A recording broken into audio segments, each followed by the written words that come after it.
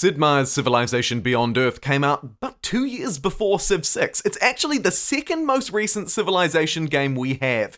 Yet most of us apparently don't even know what it is, let alone how it's different. Is it good or is it worth it? In this video, I'm going to discuss the spiritual successor to Alpha Centauri 2, but in no way the actual successor. This is Civilization Beyond Earth. Let's discuss what makes it tick, and why a game which gave us an open canvas of unlimited possibilities, where we leave Civilization 5 literally at the end of the game to explore a new world, yet it's strangely imperfect and somehow a bit bland. From a long-time fan of Sid Meier's Civilization, let's discuss what is Beyond Earth. I think that when we reflect on Beyond Earth, we must first consider how this game begins. You face huge choices, arguably I would say more than any other Civ game in the early game. You are cramming your colonists onto a colony ship and establishing a settlement in a new world, a world which is, by the way, already colonized by aliens. These aliens act like barbarians on steroids, and they are much more interesting than barbarians, I must say. Credit where credit's due. We'll discuss them later in the video, so do stick around. What you need to know about Beyond Earth first and foremost is that all of these decisions are crammed into your colony ship, and they are really significant, okay? Factions don't work the same way in this game than they do in other Civ games. They are much more crafted. Indeed, in the beginning of the game, you will pick a sponsor. This dictates your faction, your Civ, if you will, what it's called and what your leader is. There's sporadic flavor text and a range of unique bonuses to things like health, which is basically the controller of growth and happiness in this game, but also more than that, productivity. In Beyond Earth, you also get to choose what type of colonists you want to bring to the strange new world. Do you want to bring aristocrats who favor money?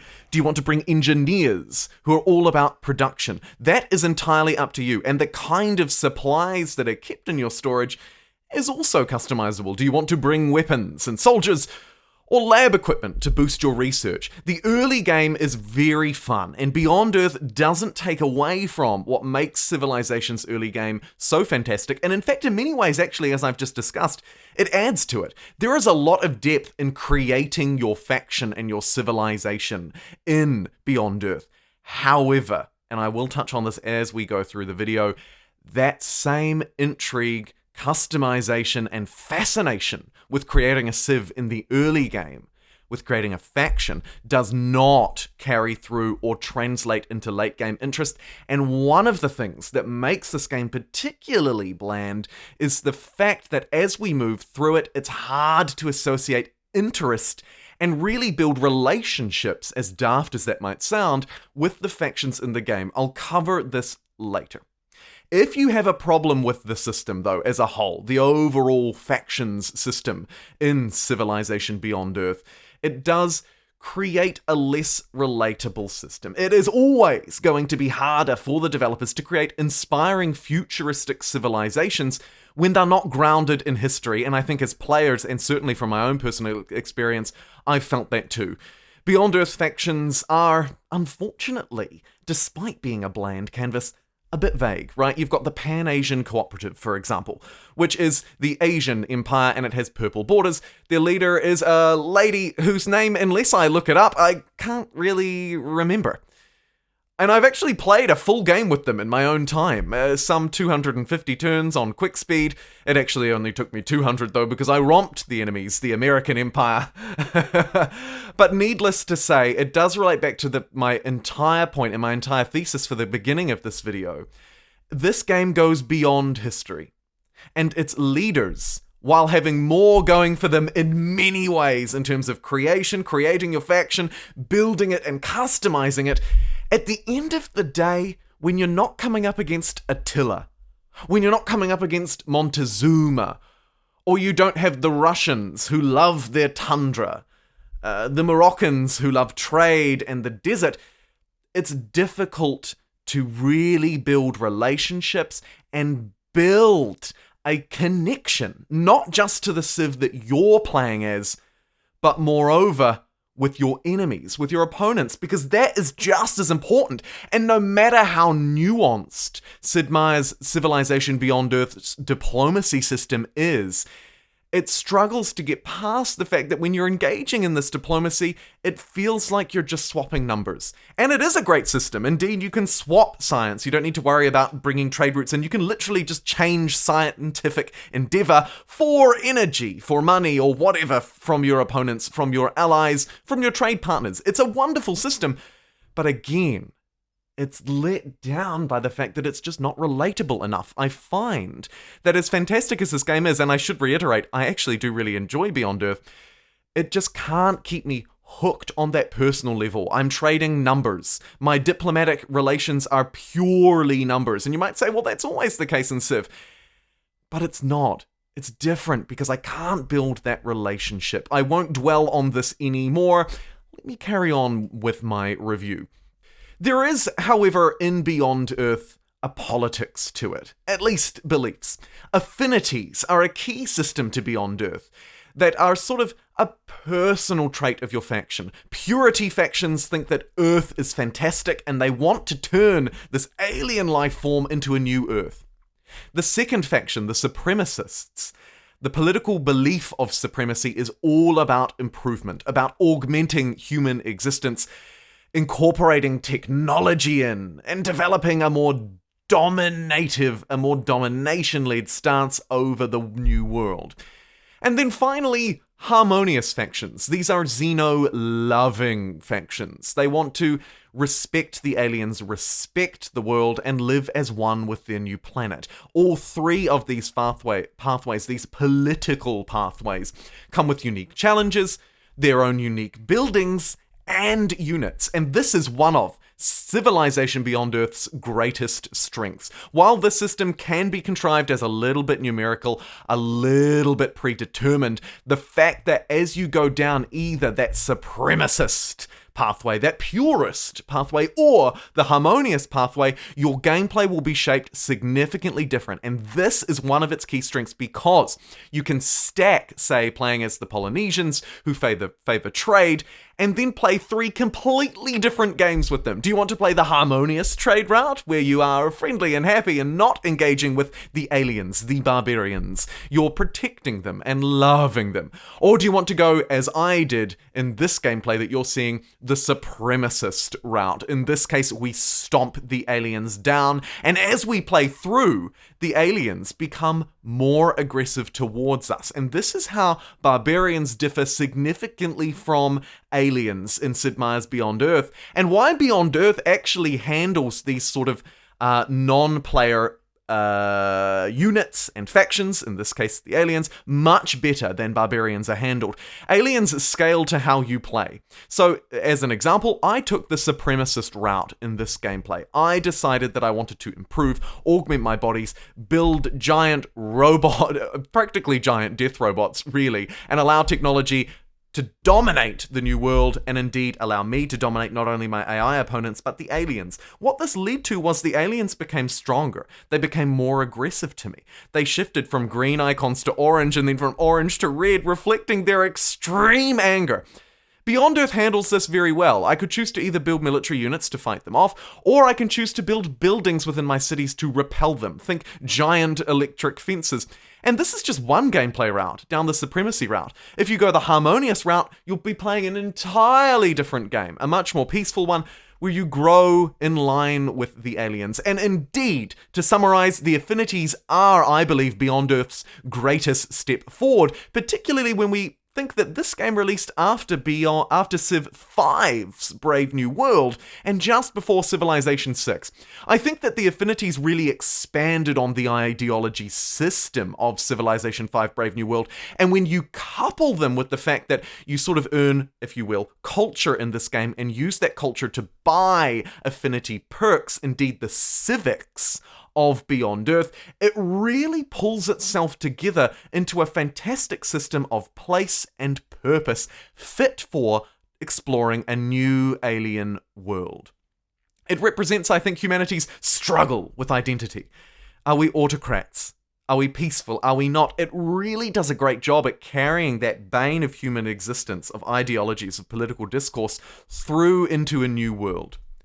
Beyond Earth's research system and tech tree does it as well. In fact, it's much more of a web. At first glance, you can struggle to make sense of it, but once you start to understand the web structure, you start to really enjoy it. I like it in particular because it does away with many prerequisites. You don't have to follow such a linear pathway. Your options are open. I also like the fact that within this technology web, there are really clear branches and indeed unlock sort of trees and leaves that help you develop more specialized technologies and units. And these technologies, units, and buildings, of course, are related back to those affinities. If you go for the purest affinity, you can see on the tech web that there are certain techs that will provide you with more experience towards that affinity.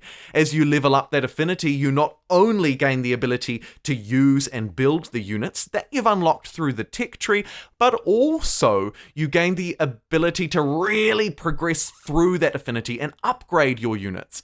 Indeed, a supremacist culture can upgrade their units to have more combat strength and more movement, whereas a harmonious one is going for completely different upgrades around their terrain, around peacefulness, around interacting with others.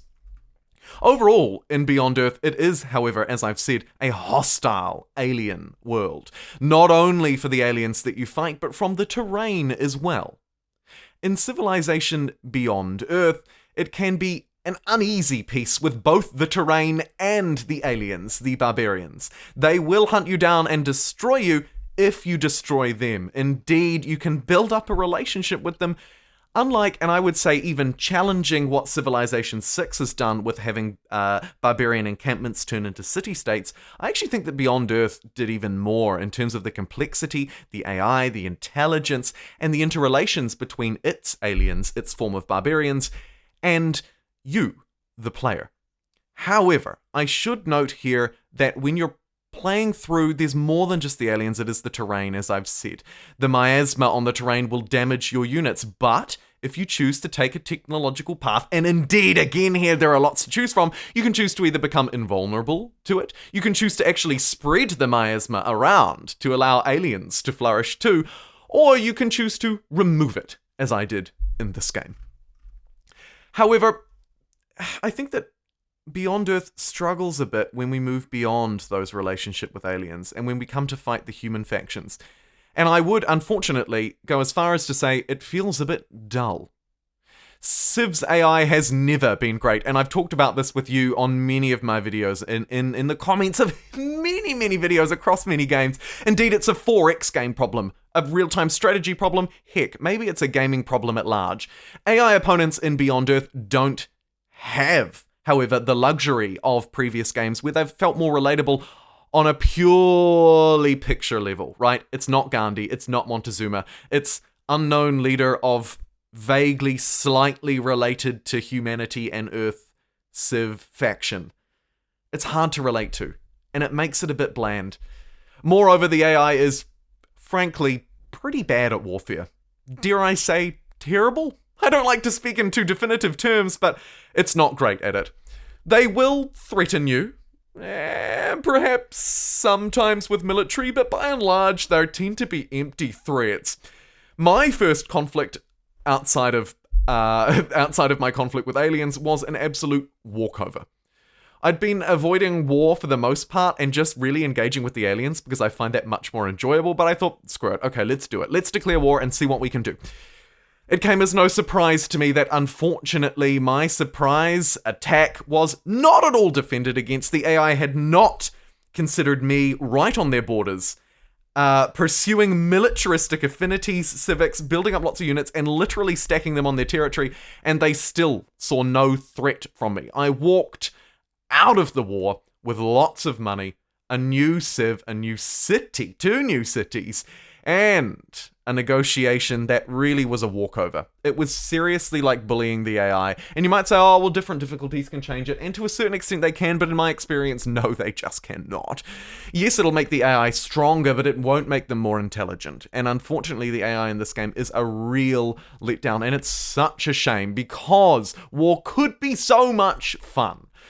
There aren't a huge number of units to keep track of in this game, but your troops are very diverse, and you can upgrade them and align them with your affinities and your buildings and all sorts of stuff. You can end up with some really rad units that unfortunately just can't be used and engaged with in a way that is meaningful with the AI. It is a letdown. The road to victory in Beyond Earth, unlike Warfare, does have some flavor though. Victory conditions, aside from domination, are achieved through questlines. You need to research certain technologies, perhaps construct certain buildings, destroy alien hives or research alien hives, and craft your civilization's affinity in a specific way. It requires some planning and time, but I never really felt as though getting back into the game to achieve specific victory conditions was a burden for me. The stories that they tell through providing a questline make it more interesting. However, the absence of a narrative or context elsewhere makes it a little bit less compelling. Indeed, it tells stories and allows you to relate with the world around you, but I feel like it could do it in a much more interesting way. Particularly bringing in other civilizations in the game could be a really fun way for it to expand. Indeed, Civilization Beyond Earth's Rising Tide DLC added a lot to the game and significantly improved it. For my buyer's recommendations here as we move toward the end of the video, I have to say that Beyond Earth has come a long way since its 2014 release, particularly with that DLC, but actually as a whole, I think the game has matured through some updates, but let's be honest, not really a lot. Unfortunately, the game released in 2014, and Firaxis were done with it by 2016, giving it the shortest development cycle of any main series, even any spin-off Civilization, Sid Meier's Civilization game, I should add, in the entire franchise and certainly in modern history. And that's a shame. My buyer's recommendation would be for you to absolutely check this game out. I was lucky and privileged enough that a very generous channel member by the name of Hannah provided me with a copy of this game so that I could check it out and enjoy it after, to be honest, I talked smack about it for a really long time, and I have to say, I would recommend that you pick it up and try it as well.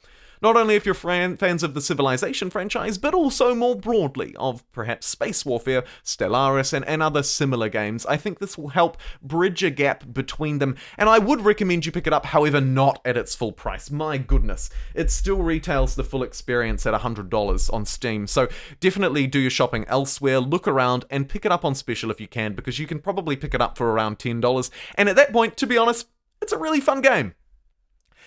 Overall, I feel like for every considered and clear addition to Beyond Earth, there was, unfortunately, a near miss at play. Warfare is fun, the AI is not. The aliens are a huge step up from the Barbarians in terms of complexity, relationship building even, which is strange to say, and just general interest in the game. But the humans in the game are unfortunately forgettable. Incredibly forgettable, dare I say. I enjoyed playing Civilization Beyond Earth, and I intend to come back to it with more streams in future, but sporadically. I'm still playing, but it struggles to really grip me in like previous Civilization titles, and like Humankind. I want Civilization Beyond Earth dearly to be better and more interesting than it is, but my overall conclusion is actually that this game is a fun and enjoyable title.